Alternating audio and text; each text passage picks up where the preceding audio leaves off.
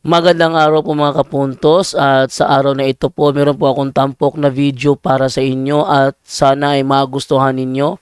Kaya sa mga bago pa po sa aming channel, please po don't forget to hit the subscribe button at ang notification bell para maging notified kayo sa bawat video na ilalabas ko sa channel na ito. At bilang kahilingan po ng punto por punto team at naway maintindihan po ninyo, sana po wag nyo pong i-skip yung mga ads sa aming mga video. Sa maliit na bagay na po na yan, malaking tulong po yan sa ating programa at sa ating ministry. Sana po maunawaan po ninyo. Maraming salamat po, kaya wag na po natin patagalin. Simulan na po natin.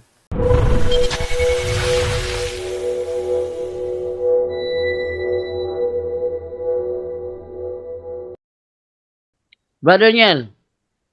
Good evening po, Brad Jando. Go ahead, bro. Tanong ko lang po, Brad Windel, isang tanong lang to.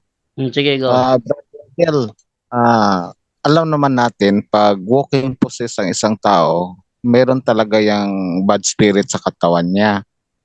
Ngayon, ang tanong ko po, kapag yan ay tumanggap ng Eucharist, aalis ba yung demonyo sa katawan niya?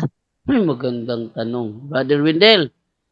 Pag yung Hindi aalis ang demonyo pag tumanggap ng Eucharist. Although body and blood of Jesus, remember, when the first Mass was instituted by Jesus Christ, Judas mismo was possessed. At tumanggap pa siya ng Eucharist.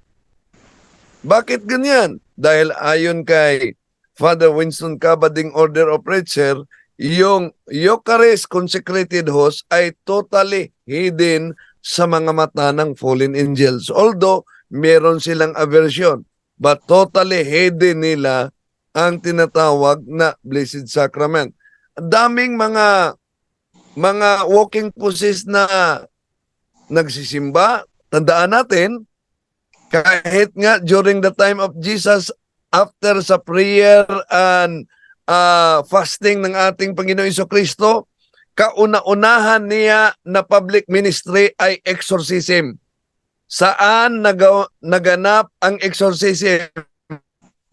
Sa loob mismo ng sinagoga.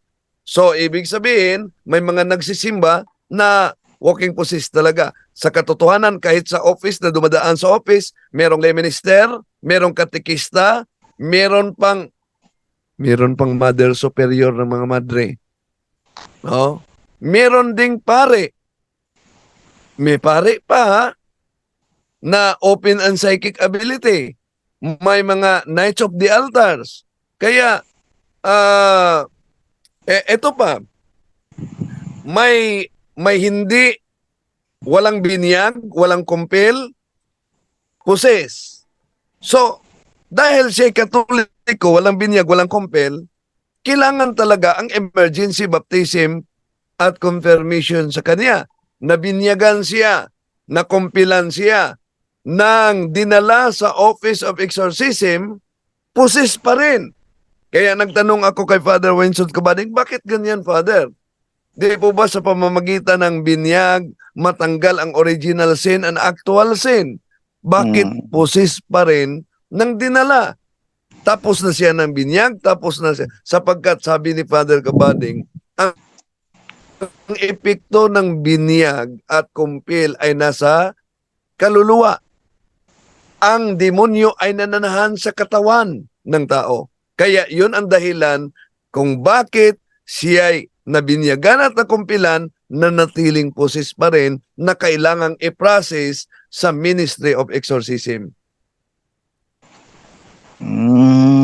Ganun po ba?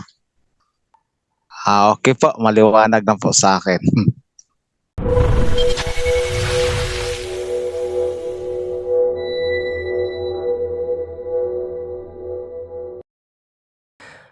Sulangso 69.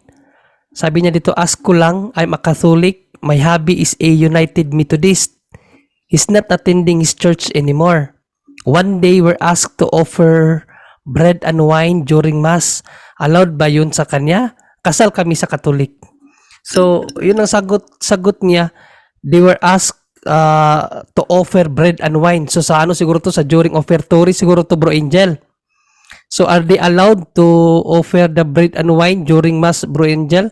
Kasal daw sila sa Catholic pero United Methodist ang asawa niya. Pero hindi pa siguro converted. Bro Angel? Oh, okay, yan muna si said na. Ito muna ang bago si Sis Edna. Isa lang naman to. Wala naman, basta siguro nag-mixed marriage sila, do. So wala lang problema actually. Pati nga yung sinusubuan ng OCN pag kinasal sa mixed marriage. So wala naman pong problema yung kapatid kasi open naman tayo sa ganyan. Lalo na simbahan, open naman ang mga tao pwede naman magsimba, lahat kahit ibang sekta. Kaya lang wag lang silang yun nga hangga't maaari hindi sila pwede mag-communion dahil nga hindi naman sila naniniwala dun sa yung body and blood of Christ. So wala naman pong problema kapatid. Pag ginawa lang nila yun pagbibigay, pag-offer ng bread and wine. Wala pong problema yung kapatid. Yan, maraming salamat Bro Angel at biblical din po kapatid na during sa kapanganakan natin Panginoong Jesucristo tumanggap din sila ng regalo galing sa mga pagano. So okay lang yan. Kasi offering lang naman yan. Offering. Bernardo, maraming salamat.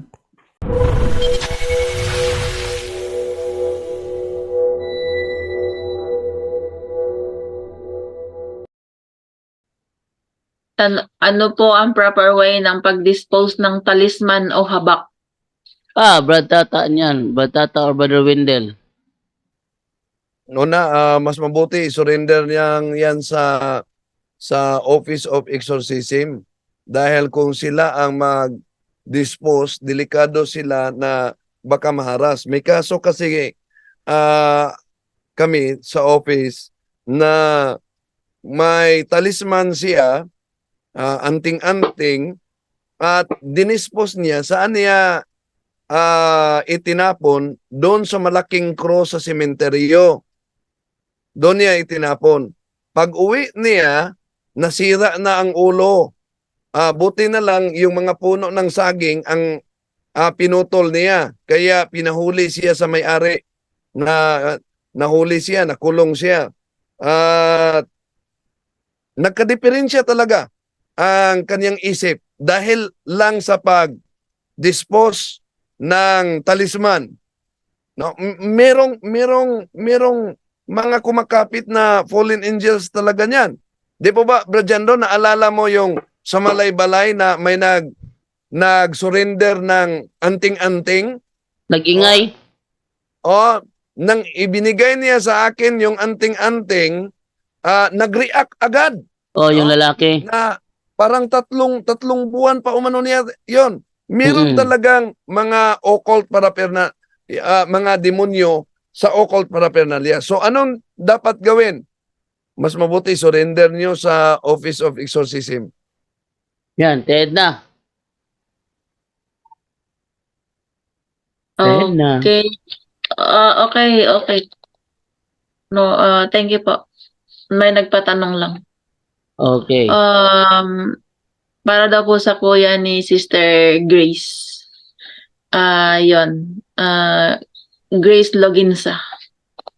Kasi may habak po yung kuya niya. Yun. Okay. Paano po, Brother Wendell, kung walang exorcist priest sa lugar? Ayun. Surrender sa pare. Sa kanilang parish priest na lang. What if hindi tanggapin ng parish priest? Kung di man tanggapin sa parish priest, unan lang gawin, mangungumpisal sila, general confession, para protected sila, at pwede nilang i-break ang consecration, sa naturang occult paraphernalias at ilibing at lagyan ng exorcise salt yung hinukay nila na libingan. Kung masunog, mas mabuting sunugin at yung abo ay itapon sa ilog, no? Kung sakali may retaliation pa rin, yon, paulit-ulit na prayer against retaliation. Huwag kalimutan na hugas gamit ang holy water, at cleansing prayer. Kadalasan, kahit sa ministry kasi ng deliverance, yung kasama ko na nag-dispose, parang nasunog ang kanyang tiil sa init. Grabing init daw. Siya ang nag-dispose, kasama ko. Inaatake siya, init umano. Parang sinunog sa apoy ang kanyang tiil. Kaya yung paa niya, kaya nilagyan ng exercise holy oil. So, wag magkumpiyansa dahil posible pa rin na mag-retaliate yon. Ayun. Edna? Brother Wendell, meron lang po kasi akong alam na ibang kasamahan namin. Ang ginawa po niya ay nag-contact siya ng exorcist priest kung pwedeng ipadala sa kanya yung kanyang mga mga habak. Pumayag naman po yung exorcist priest. Pinadala niya via basta via courier. Okay lang po ba 'yon? Okay lang 'yun, no? Ipadala, no? At kung magdala kayo ng habak,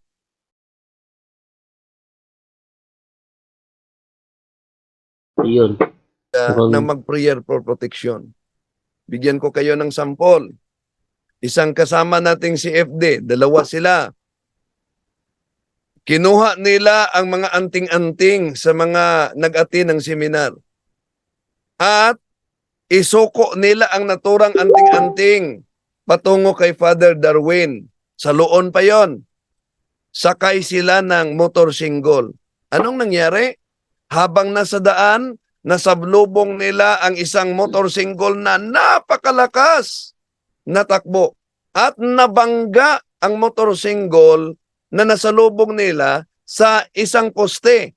At yung angkas natapon patungo sa kanilang motorsingle. Crash sila, disgrasya sila, nabalian ng buto, dala-dala nila ang anting-anting. Patay din yung isang tao na natapon patungo sa kanila.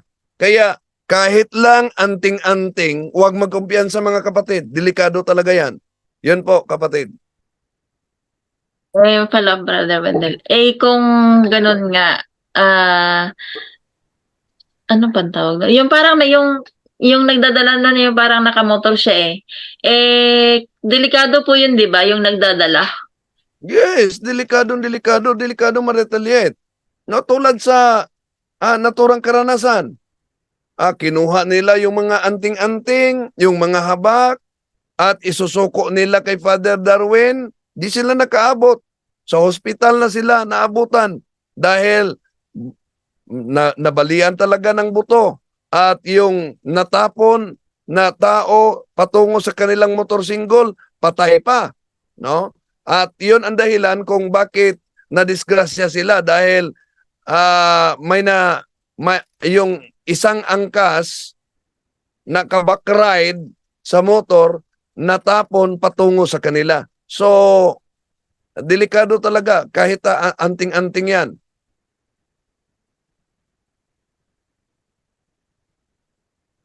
Okay, sa bagay wala naman pong nangyari doon sa alala mo pala, Brother Wendell, yung ginamit. Yun. Pero siguro safe kung binirek niya yung consecration noong habak, di ba po? Muna.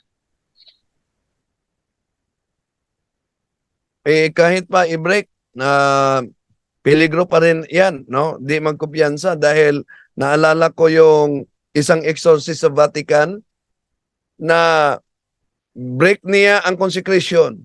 Dineliverance niya ang anting-anting, yung amulet, sinunog. At yung abo ay itinapon niya sa ilog. Isa lang ang nakalimutan niya. Nakalimutan niya na manghugas gamit ang holy water. At dahil doon, 3 buwan siyang na-ospital. Exorcist yan.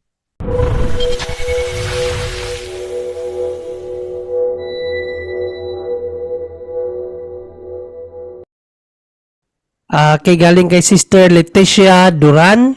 Sabi niya, good evening po sa lahat. Bro, ask ko lang kung pwede ako mag-communion kahit di nakakasimba weekly. Dahil sa work, pero regular naman akong nangungumpisal sa online mass. Ha? Nangungumpisal sa online mass? Na lang po regular naman akong nangungumpisal sa online mass na lang ako po nakakasimba. Okay. So regular siya nangungumpisal pero sa online mass siya nakakasimba. Thanks po. Pero ang tanong niya, kung pwede ba daw siya manguminyon, bro Angel? Ask ko lang, pwede ako mag-communion kahit di nakakasimba weekly? Dahil sa work, pero regular naman ako nangungumpisal. Sa online mass na lang po nakakasimba. Thanks po, bro Angel.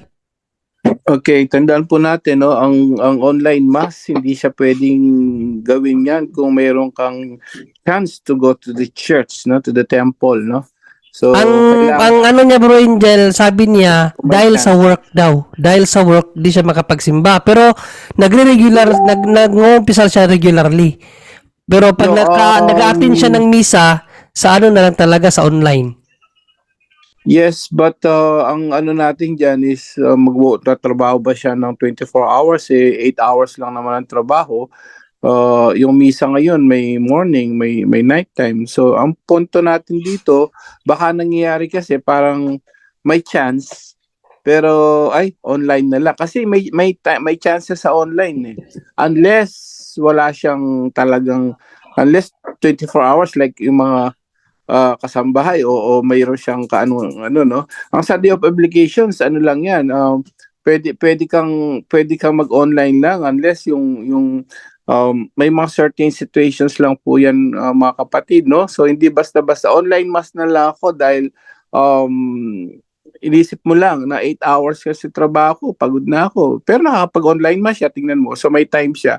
Ibig sabihin, may online mass siya, may time siya. Kung 8 hours lang kasi trabaho niya, bro, may siguro kung walang mass talaga, no, in case of talagang totaling wala nang mass paglabas niya sa trabaho or before, pwede yun. Kasi ang turo ng simbahan sa atin, bawal actually magtrabaho pag Sunday, no? Ay sa katikisim natin, ang obligasyon natin, bawal talaga magtrabaho ang mga tao sa Sunday because of the rest day. Pero unless yung sa mga doktor, sa mga no? Pero at least they can work but wag lang ma-jeopardize yung Sunday obligation natin is Holy Mass. Ngayon, ang punto kasi diyan, bro, kung nakakapag siya, may time siya na may time siyang 1 hour dun sa online mass. Ang punto ko doon, so depende, nasa kanya yun. Kung walang misa before trabaho, and lalo na may Saturday mass, bro, kasi wala na yung mga tao So Yes. doon pa lang, bagsak na. Kaya nga may anticipated mass tayo for those who work on Sunday. So napakaraming time yan at ang daming mga misa ngayon na dire-diretso. Kung wala talaga At saka as far as I know, bro Angel, sa cathedral, sister, no, kung nasa syudad ka, sa cathedral from 5 a.m. to 10 p.m. po yan. Oras-oras po yan. Online mass siya, ibig sabihin there is time. So yung time mayroon. Ang question is yung church time. Now, the question of church time, kung yung oras ng misa sa mga church talaga, most of ngayon halos may gabi at may umaga, no? So depende yan, kapatid, pero pagka yan, lalo na may Saturday na, yun ang mahirap doon. So may Saturday po tayong anticipated mass, no, kung mga nagtatrabaho. So kung wala talaga totally, well, yun, no, valid yun. But on our church Catholic teachings, hindi natin pwedeng actually tinanong ko na yan kay sa pari dito, American priest So kung pwedeng kinumpisal ko yun kasi Sunday obligation, pero nag-online. No. Pag Sunday obligation, you need to go to the church, receive talaga ang body of Christ. Ang online mass lang para sa mga may sakit, wala talagang misa, yan. Excuse ka, sister o brother. Pero pag alam mo, may misa, sacrilege yan, delikado yan. Tapos magko-communion ka pa, I mean, actually hindi ka makapag-communion dahil online mass nga, na kung talagang may church, ikaw na nakakaalam sis o Brad, kung may church time, especially tandaan mo mayroong Saturday anticipated mass. So kung alam mo in other words, Bro Angel, hindi talaga pwede sister manguminion pag hindi nakapagsimba. it's not you didn't fulfill your Sunday obligations kasi Yes. kung may chance hindi mo ginawa, no, that's the pinaka punto doon. Kung may chance talaga na alam mo may anticipated mass, linggo maraming sunod-sunod na misa, if you only know tinamad ka lang nag-online mass na lang ako, delikado yun. That's actually you didn't fulfill the Sunday obligation, kapatid. Yun po.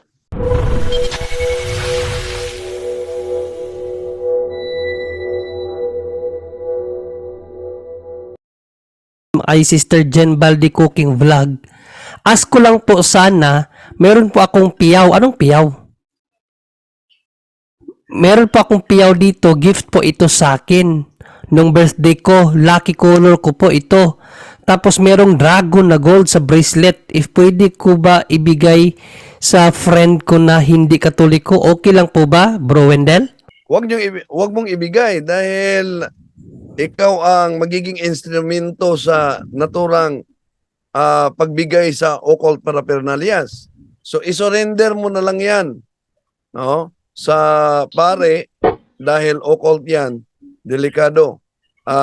Kahit pa kung ang intensyon sa tumanggap ay pang-decoration lang, tandaan natin ang intensyon ng gumagawa pang paswerte kahit pa namatay na yung gumagawa dahil ayon kay Father Nonet Legaspi, ang kaluluwa ay hindi mamamatay at ang tumanggap, ang intensyon ay pandekorasyon, di daw mawala ang intensyon sa gumagawa ng naturang occult paraphernalia na ito'y pampaswerte o proteksyon. So, superstitious pa rin yan. At ang superstitious, malinaw yan sa sinabi sa Catechism of the Catholic Church 2138, superstition is a total departure of the worship that we give to the true God. It is manifested with idolatry and various forms of divination and magic. So kung ibigay mo yan sa iba, nagiging instrumento ka sa superstition. Yun po, kapatid. Bro Wendell, parang no, parang you're accessory to crime. No. Yes, kasi ikaw ang pinanggalingan nung kumbaga, kahit ikaw lang nagdala, kasama ka pa rin. Ikaw ang dahilan, no? So ikaw sanhi ng pagkakasala, kumbaga. Ayan, maraming salamat Bro Wendell at Bro Angel. So, yun na lang po muna sa ngayon, no? Sa susunod naman po ang ibang mga tanong. So, ibigay muna natin ng katanungan sa mga nakapasok po sa Zoom, Bro Jando.